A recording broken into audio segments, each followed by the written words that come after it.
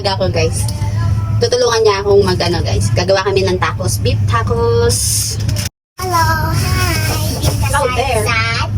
So, today we're gonna make beef tacos. These are the ingredients. So first, we have taco shells. Minced beef. And we have some minced beef. Here is the tomatoes. Cucumber. And avocados. And some lemon. Onion. And I use this brand sa beef, minced beef, guys. Para sa tacos. And ito naman yung not spicy para sa bata, guys. Hindi na ako gagawa ng sarili ko kasi hassle pa. So, gagawa tayo ngayon ng pang-topping sa tacos natin ngayon. Let's do it! Yan, guys, gagawa tayo ng pang-topping sa tacos. Ito ay mashed avocado. Talagyan natin ng hawak ng alaga ko, guys. Huwag palikutin. Yan. Then, I put Tomato. Minced tomatoes. And then, over here is minced cucumbers. And last, the onion. Yeah. And then we're gonna mix it. Then, after mag-put some lemon sauce. Then, she'll put the lemon sauce in. Okay. And then, We're gonna keep mixing it. Mix, mix, mix. Okay, some salt. add some salt. Not too much. Just a few spins. Then mix it again until pepper. And just mix. And then mix, mix, mix. Then, Until it is all mixed together. yeah, then, we'll finish. Just, tapos na, guys. So, yun na yan. Mix lang. Ito yung pan-topping sa tacos. Lulutuin na natin yung beef, minced beef. Tara! See you later! Guys, umpisa na natin ang tacos.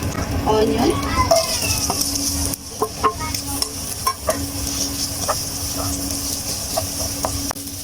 Ground beef.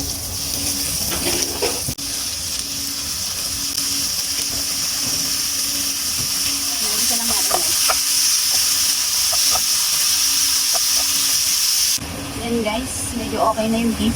So, nalagay na natin yung seasoning.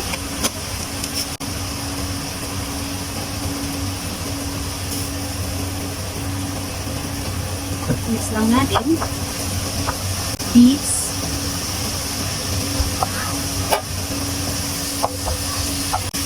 A bit of water.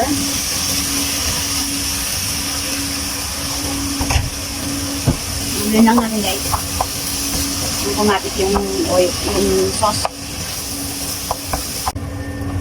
Ayan, guys. Okay na siya, titikman na.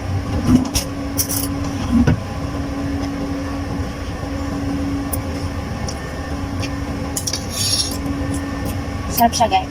So, okay na siya, guys. Lutuin na lang natin yung tacos, guys. Nakikita ko din sa inyo kung paano ko iinit. Ayan.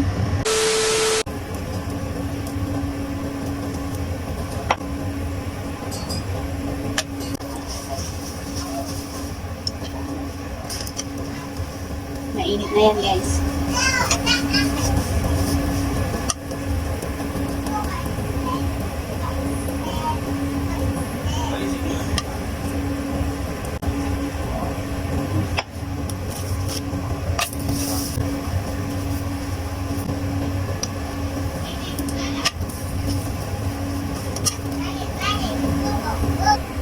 Okay na, guys.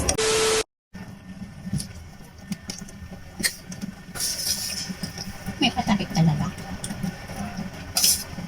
Parang pwet lang.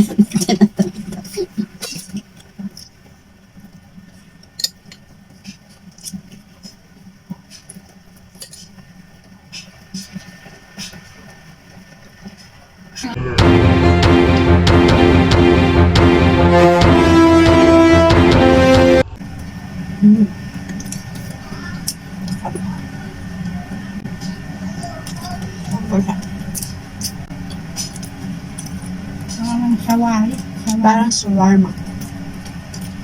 Wow!